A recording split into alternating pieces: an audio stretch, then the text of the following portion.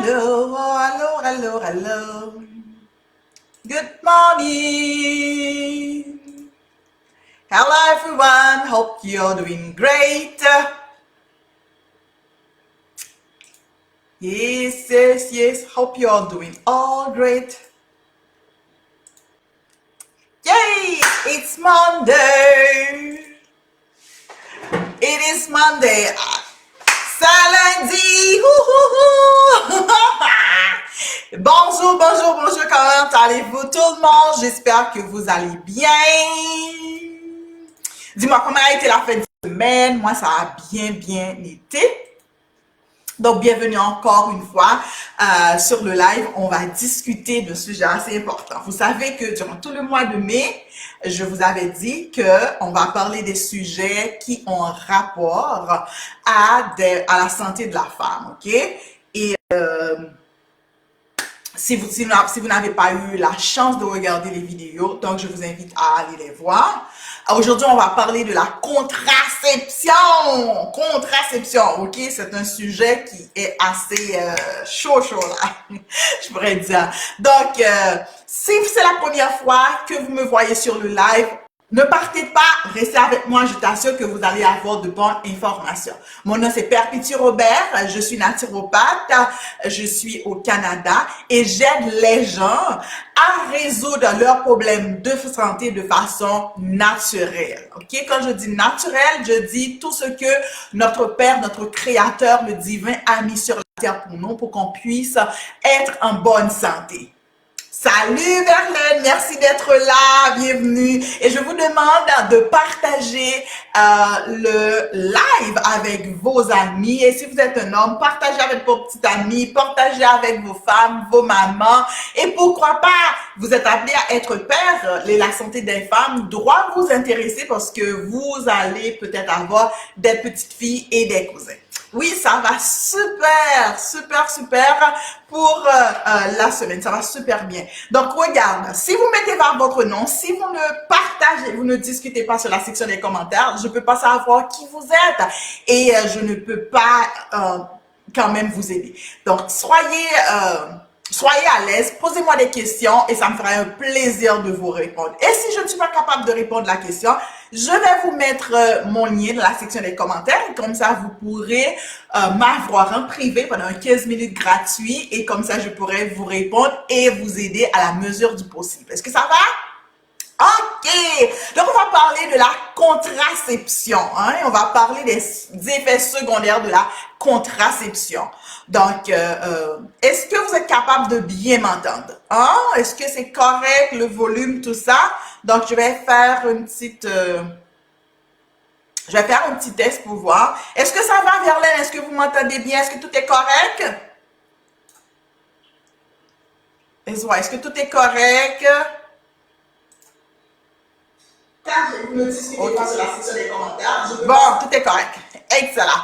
Ok, merci. Donc, pourquoi est-ce que les femmes prennent...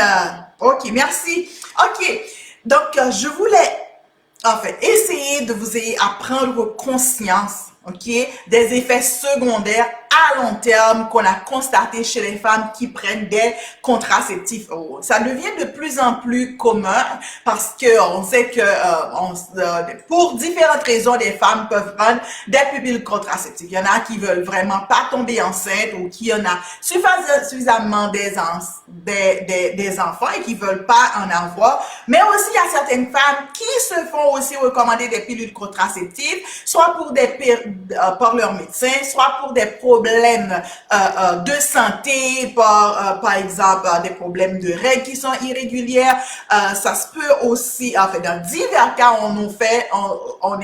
nos médecins nous recommandent des pilules contraceptives. Mais aussi, il faut savoir, ok, les effets secondaires qu'il y a avec ces pilules contraceptives-là.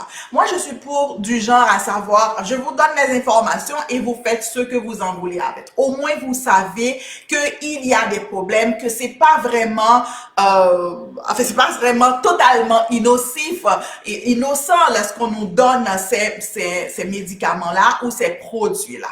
Donc, comme ça, vous allez pouvoir faire un choix éclairé. OK?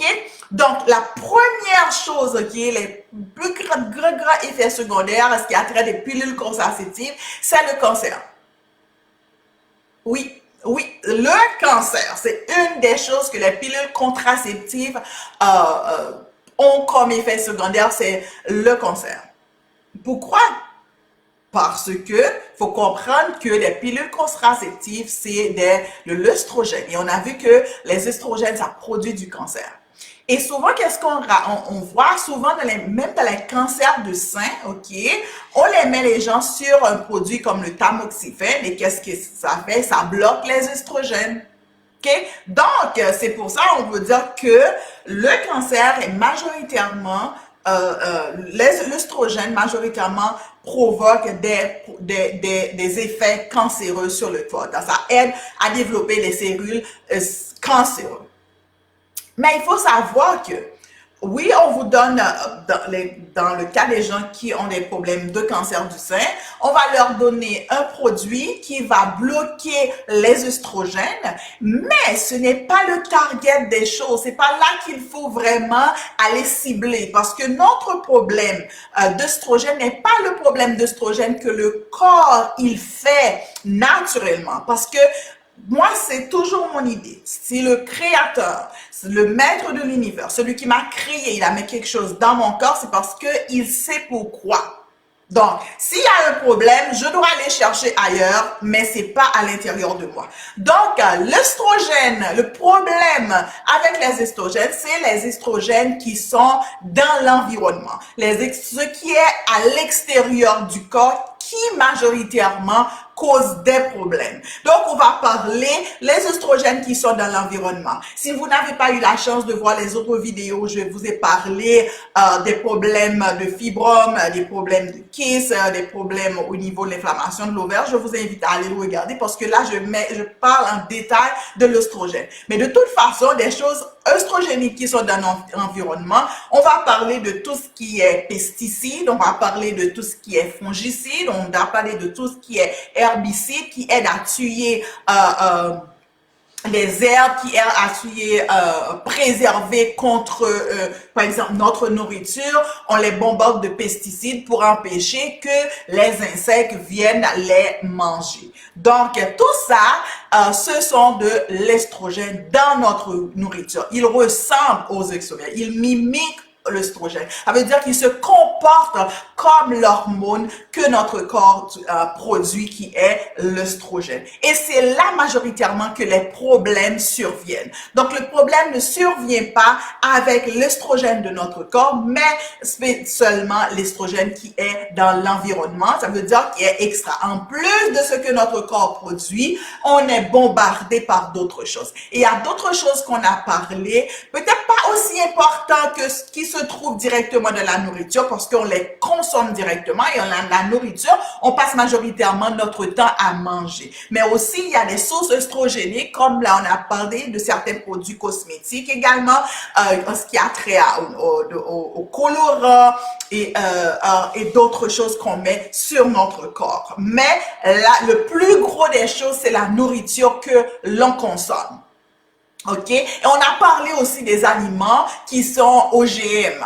Par exemple, le soja, beaucoup aux États, on appelle le soja en français ou le soya en anglais, soy, donc qui est très œstrogénique. Le maïs, qui est très œstrogénique, malheureusement. Je parle pas du maïs ou, par exemple, moi je suis d'origine haïtienne, mais je parle pas du maïs qui était dans le temps, ok, fait par nos paysans, mais des maïs ils ont développé ces sources de produits-là pour qu'ils soient résistants aux insectes, pour qu'ils soient résistants aussi aux intempéries, mais aussi pour être capables de se produire assez rapidement. Donc, ces nourritures-là sont transformées, leurs gènes sont transformés génétiquement et ces nourritures-là sont très, très œstrogéniques. Donc, vous savez de quoi que je parle. Et on a vu aussi, dans l'industrie animale aussi, on utilise beaucoup de l'œstrogène. OK? Pourquoi? Parce que on veut, dès qu'on parle d'œstrogène, on parle de multiplication de cellules. Donc, les animaux là, ils sont nés, poum, poum, poum, après 1 mois, 2 mois, 3 mois, je sais pas le nombre de mois, ils sont déjà prêts à être consommés. Ils sont dans les supermarchés, prêts, ils sont, non seulement ils grandissent, ils sont gigantesques, on voit de gros gigots d'agneaux, hein, on est content de voir les gros gigots d'agneaux, les bœufs sont gros, les vaches sont gros. Exactement, les beaux morceaux de viande, c'est exactement les belles cuisses de poulet, c'est exactement là ce qu'on va devenir aussi, parce que qu'est-ce qu'on remarque aujourd'hui, nos jeunes filles sont grandes, nos jeunes hommes sont grands, ils sont gros, hein, ils se développent, ils ont l'air très costauds, mais en réalité, qu'est-ce qui arrive? Malheureusement, ils sont grands, ils sont gros. Qu'est-ce qui arrive? On les voit de plus en plus faibles physiquement. On peut voir aussi mentalement, ils sont des gens très, très stressés parce que les animaux aussi sont très stressés. Leur surrénal, les glandes surrénales, la noradrénaline qu'ils sécrètent quand ils sont stressés, on va les tuer. Exactement. Tout ça se transmet dans la nourriture parce qu'on consomme non seulement la viande, on consomme les os, on fait des bouillons d'os. Donc, ils sont aussi, toutes ces hormones-là sont aussi transportées dans la nourriture que nous mangeons. En fait, quand je dis aux gens de faire attention que votre alimentation soit majoritairement végétale, ou de faire attention, ce n'est pas parce que je suis 100% comme pour la protection des animaux. Je veux pas que les hommes ou les gens ne consomment pas de viande. Ce n'est pas ça. En plus de ça, c'est la façon non seulement les animaux sont traités, mais aussi la façon dont ils sont élevés, donc on les nourrit aussi. Donc tout ce qu'ils mangent, on les mange également. Mais les gens me disent, mais la source, je sais que c'est pas pour cette vidéo-là n'est pas forcément pour cela, mais on dit c'est quoi la source de protéines? Eh bien, qu'est-ce qu'ils mangeaient autrefois, nos animaux? Ils mangeaient des plantes, c'est ça? C'est leur source de minéraux qui les permettait d'être forts. Mais moi, je consomme la viande. Pourquoi ne pas faire directement comme les animaux et consommer les plantes? Ça, c'est une façon de voir, ok, des choses. Et d'autant plus, majoritairement maintenant, les animaux, on trouve des animaux nourris au grain. Donc, dis-moi, est-ce que vous avez déjà vu cela dans les supermarchés, les animaux nourris au grain? Et là, majoritairement, c'est quoi les grains qu'ils leur donnent? C'est le maïs, c'est le soja, qui sont des choses OGM, plein d'œstrogènes, sans compter des autres types d'œstrogènes qu'on donne les animaux. Et nous, on les consomme. Beaucoup. Donc, il fait en sorte on est à risque. Donc, le cancer, c'est une des choses numéro 1 des pilules contraceptives qu'on prend. Ensuite, on a les fibromes.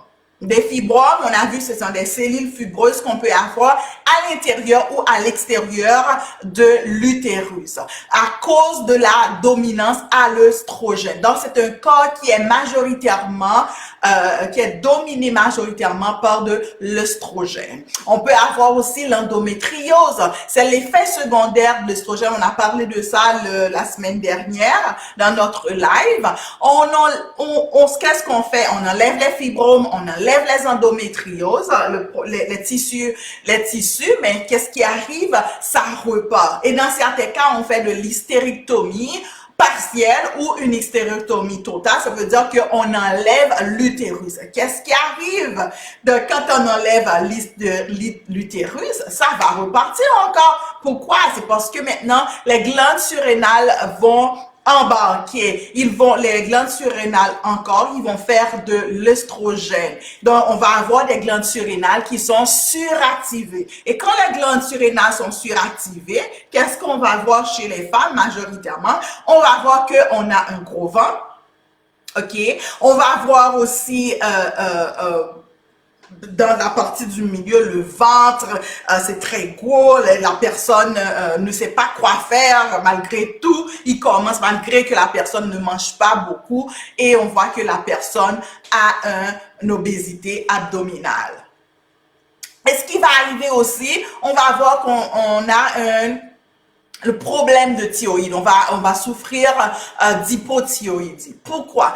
Plus qu'on a de l'œstrogène dans le corps, on va avoir moins d'hormones thyroïdiennes. Donc, on va finir par avoir un problème de thyroïde. Et souvent, on va voir que beaucoup de gens qui ont des problèmes de thyroïde, ça va se déclencher vraiment après la grossesse. On va le diagnostiquer beaucoup après la grossesse. OK? Après la grossesse, qu'est-ce qui va arriver? Des problèmes de thyroïde vont se déclencher parce que à ce moment-là, il y avait une chute d'hormones. On prend aussi, on va pas qu'on prend du poids. C'est non seulement quand on prend ce poids, après, les gens me disent, mais c'est après ma grossesse, là, j'arrive pas à prendre du poids. C'est la cause de l'enfant, c'est à cause de la grossesse, c'est la grossesse qui a fait en sorte que je commence à prendre du poids. Non, non, non, non, non, c'est pas seulement la grossesse, parce que beaucoup de gens ils ont eu des bébés, ils ont pu retrouver leur poids. C'est majoritairement à cause d'un problème de thyroïde qui se fait. Regarde, je suis pas en train de vous diagnostiquer, il faut voir avec votre médecin, mais je ne fais juste que partager ce que j'ai appris avec vous.